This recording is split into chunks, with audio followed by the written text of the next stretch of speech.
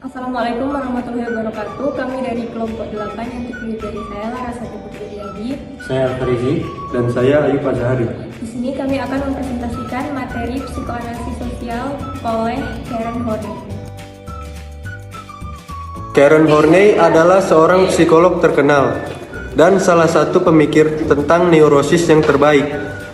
Pendekatan psikologis Horney adalah Freudian. Kendati tidak termaksud ke dalam 3 tokoh utama psikologi Freudian, Horney menawarkan cara pandang yang berbeda dalam melihat masalah neurosis. Ia menekankan adanya hubungan yang jelas antara neurosis dengan kehidupan sehari-hari yang dijalani penderita neurosis.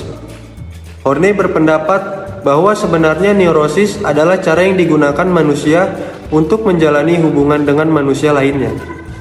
Akan tetapi, hanya ada sebagian orang yang mampu melakukannya dengan baik. Orang yang menderita neurotik justru cenderung membiarkan dirinya hidup dalam dunianya sendiri. Nah, teman-teman, selanjutnya kita masuk ke dalam pembahasan psikoanalisis Karen Horney. Di dalam penjelasan psikoanalisis Karen Horney terbagi menjadi 4. Yang pertama, kecemasan dan konflik. Yang kedua, mengatasi konflik.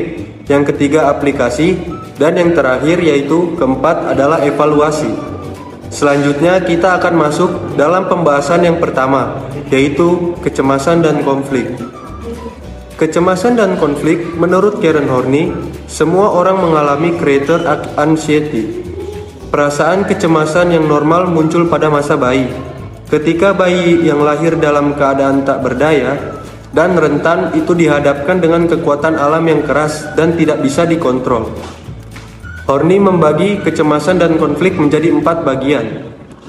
Yang pertama adalah kecemasan dasar dan permusuhan dasar, atau basic anxiety dan basic hostility. Kecemasan dasar berasal dari takut, suatu peningkatan yang berbahaya dari perasaan tak berteman dan tak berdaya dalam dunia penuh ancaman. Kecemasan dan permusuhan cenderung direpres atau dikeluarkan dari kesadaran, karena menunjukkan rasa takut bisa membuka kelemahan diri, dan menunjukkan rasa marah beresiko dihukum dan kehilangan cinta dan keamanan. Yang kedua adalah konflik interpersonal, kebebasan versus kesepian. Konflik adalah pertentangan antar kekuatan yang berhadapan dalam fungsi manusia yang tidak dapat dihindari. Horney mengemukakan terdapat 10 kebutuhan neurotik, yakni kebutuhan yang timbul sebagai akibat dari usaha menemukan pemecahan masalah gangguan hubungan antar manusia. Yang pertama ada kebutuhan kasih sayang dan penerimaan. Yang kedua, kebutuhan partner yang bersedia mengambil alih kehidupannya. Yang ketiga, kebutuhan membatasi kehidupan dalam ranah sempit. Yang keempat ada kekuasaan. Yang kelima, kebutuhan mengeksploitasi orang lain. Yang keenam, kebutuhan pengakuan sosial atau prestise. Yang ketujuh, kebutuhan menjadi pribadi yang dikagumi. Yang kedelapan, kebutuhan ambisi dan prestasi abadi. Yang kesembilan, kebutuhan mencukupi diri sendiri dan independensi. Dan yang terakhir 10 adalah kebutuhan kesempurnaan dan ketak tercelaan.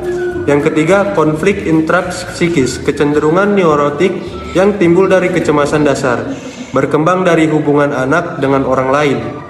Dinamika kejiwaan yang terjadi menekankan pada konflik budaya dan hubungan antar pribadi.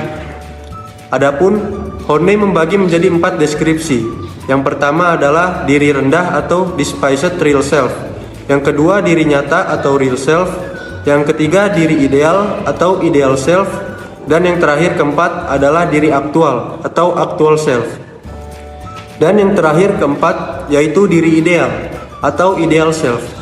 Horney yakin bahwa manusia kalau mendapat lingkungan yang disiplin dan hangat akan mengembangkan perasaan aman dan percaya diri dan kecenderungan untuk bergerak menuju realisasi diri. Horney mengemukakan ada 3 aspek diri ideal neurotik, yakni pencarian keagungan yang neurotik, penuntut yang neurotik, dan yang terakhir adalah kebanggaan neurotik. Selanjutnya adalah mengatasi konflik. Gaya hubungan interpersonal style. terbagi menjadi 3. 1. Bergerak mendekat orang lain. Orang mendekati orang lain, usaha untuk melawan perasaan tak berdaya. Orang yang merasa selalu kalah atau mudah kalah menjadi sangat membutuhkan kasih sayang dan atau membutuhkan partner yang kuat yang dapat mengambil tanggung jawab terhadap kehidupannya. Yang kedua ialah bergerak melawan orang lain. Orang yang agresif memandang orang lain sebagai musuh dan memakai strategi melawan orang lain untuk meredahkan kecemasannya. Seperti orang komplain, dia mendekat orang lain tetapi bukan menyerahkan diri. Dia malahan bersikap buruk dan kasar. Dan yang ketiga ialah bergerak menjauh dari orang lain. Untuk mengatasi konflik dasar, isolasi, orang justru memisahkan diri, memakai kecenderungan neurotik menjauh dari orang lain. Strategi ini adalah ekspresi kebutuhan, keleluasan pribadi, kemandirian dan kecukupan diri sendiri.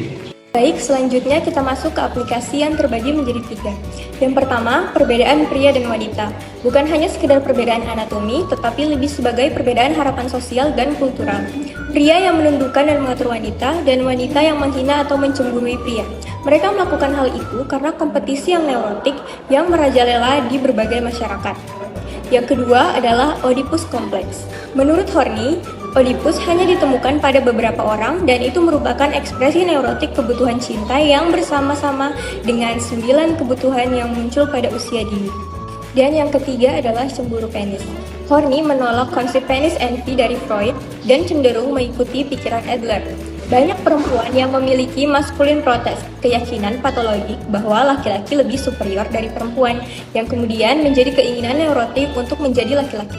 Keinginan itu bukan karena cemburu penis, tetapi lebih sebagai kecemburuan terhadap penilaian dan hak berlebih yang diberikan budaya kepada laki-laki. Selanjutnya, psikoterapi. Menurut Horney, neurosis berkembang dari konflik dasar yang mulai muncul pada masa anak-anak. Ketika orang berusaha mengatasi konflik dasar itu, mereka umumnya memakai salah satu atau semua dari 3 kecenderungan neurotik, yakni bergerak mendekat, melawan, atau menjauh. Dan yang terakhir adalah evaluasi. Karen Horney dipandang sebagai penyumbang teori psikoanalisis yang penting sepanjang hidupnya. Tetapi sesudah dia meninggal pada tahun 1952, karyanya banyak dilupakan orang. Baru ketika jurnal Feminine Psychology dipublikasikan pada tahun 1967, ide-idenya kembali banyak dikutip. Baik, itulah presentasi dari kami. Semoga bisa bermanfaat bagi teman-teman sekalian. Dan Salam jiwa sehat, psikologi hebat. Wassalamualaikum warahmatullahi wabarakatuh.